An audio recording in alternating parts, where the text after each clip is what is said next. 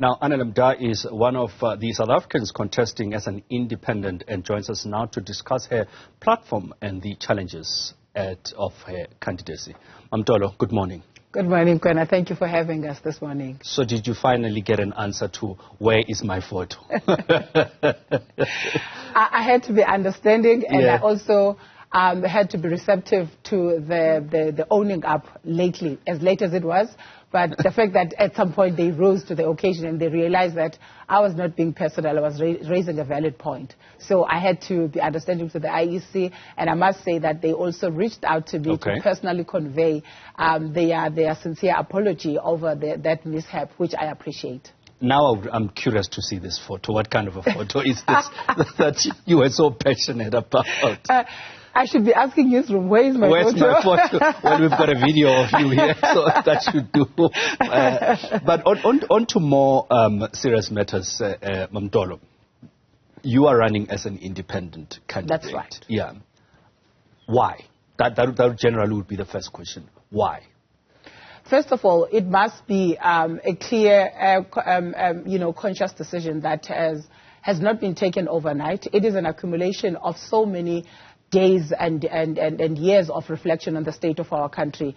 And also, reflecting on the state of our country is compulsory after looking at the 30 years of the party political hegemony that has been at the helm of this country. And we have to force ourselves as South Africans to look at the state of our country in the most truthful manner ever and ask ourselves very difficult questions. Is this how far do we want the trajectory of democracy to have taken our country? And if we are saying no, this is not the way to go, then we must ask the pertinent question, then what must we do as South Africans? So it is as a result of that reflection, and that reflection has brought me to one decision and one decision only, that if we want to change the outcome of where South Africa is going, we definitely must change the trajectory and the direction with which we take going where we think the destiny of this country should be. Have you always wanted to, lack of a better phrasing, be in politics? Have you always been in politics? I was born in politics. Politics met me at my birth. I was born from a family that has always been of political activists. And my grandfather, who I think was very deliberate and intentional in introducing me to politics, I think he saw or he knew how valuable it will be from the Mda family to nurture and produce a grassroots leader who will emerge at some point to be an investment to her country. And I think also I took an interest individually as a person to say there's so many challenges that stand against a woman leader in society generally.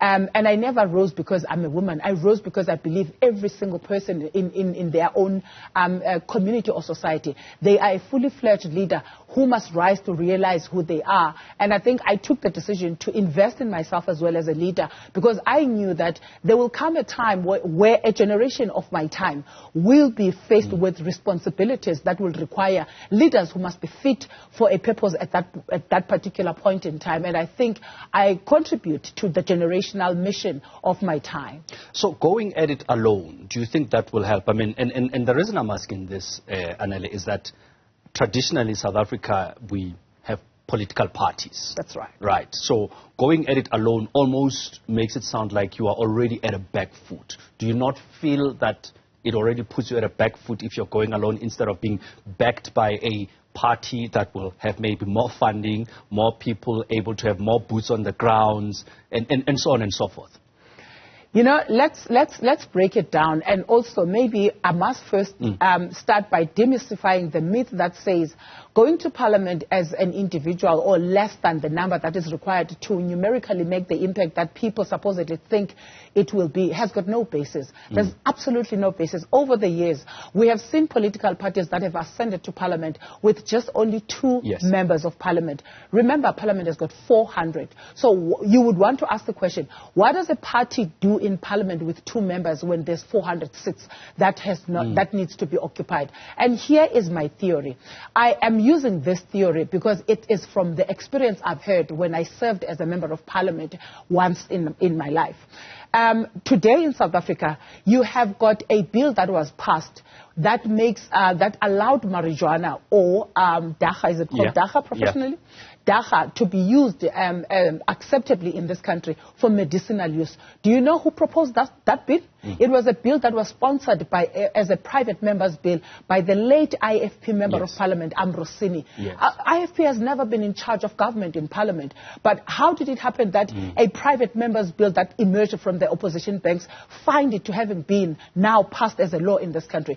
That demonstrates that when your heart is in the right place, when you know what you want to do and the impact that you are looking at making, it doesn't matter whether you stand alone. And the correctness of my conviction as Anele Mda is not dependent on how many people believe on it. It is driven by the fact that I know the things that I am committed to wanting to do, that are the changes that South Africa is yearning for. And I'm committed to that, and my dedication is unwavering to do that. The biggest thing, though, Mamdolo, is that you need support. Absolutely. You need people to vote for you in order to get that seat, right? In order to get that position. Are you confident of that support? And what makes you confident of that support? Maybe at this moment, I must first start by appreciating the people of South Africa who has carried me on their shoulders.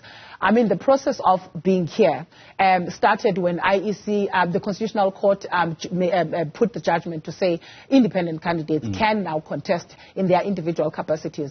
And also the process outlined by IEC required that we must go to the length and breadth of our country, get the people of South Africa to endorse our candidature. And I had embarked on that journey myself, physically engaging with the people, but also using my social media platforms. And the people of South Africa have overwhelmingly and warmly embraced me. That is why I'm standing here today as a gazetted independent candidate, because they saw that there is something that we need in Anele. I do have full confidence that they would not have taken me from where we come and to be where I am only for them to drop me when we are in the ballot. We are going to the ballot and not for any other thing, to go and secure a seat in Parliament.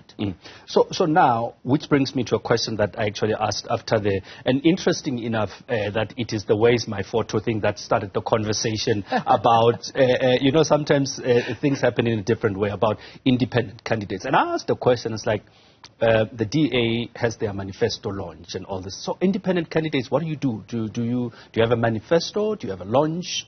How do you handle that in terms of letting the people what Anele Mda is all about? I've got a solid 10-point plan manifesto that must also demonstrate to you that I am not coming into the space wanting to occupy it with just, a wave of fame or anything. I've got solid proposals that I have sat down and authored myself, which obviously I have used various professional bodies and various professional people, eminent people in our country, to consult around the issues that I'm raising on my manifesto. And on the 18th of April, I will be officially unveiling my manifesto publicly. I will be holding a press conference where I will let the South Africans know what does my manifesto carry and what are the issues that I have prioritized to say these are pertinent issues that require an immediate and a primary focus to ensure that South Africa is slowly moved towards a country in motion, away from the stagnation that we currently see. We need to unlock South Africa to be a country of dreams that are valid for young people. There is something that needs to be done, which must be very deliberate. It is repositioning the belief that this country must have in its young people, because that is the future of this country. For as long as we continue to put them as the last item on the agenda, we are missing where we are supposed to direct this country. Mamdolo, we're going to have to leave it there, but thank you so much for coming through to speak to us. Kwena. I guess we'll wait for you said the manifesto launch is on there? On the 18th of April, but I will definitely issue the media alert. All right. Thank you so much. And you will have my photo. Yes, there will be a photo. Thank you. Anele Mda, independent candidate, talking to us there, and says she will be having her manifesto launch on the 18th, and there will definitely be a photo at that launch.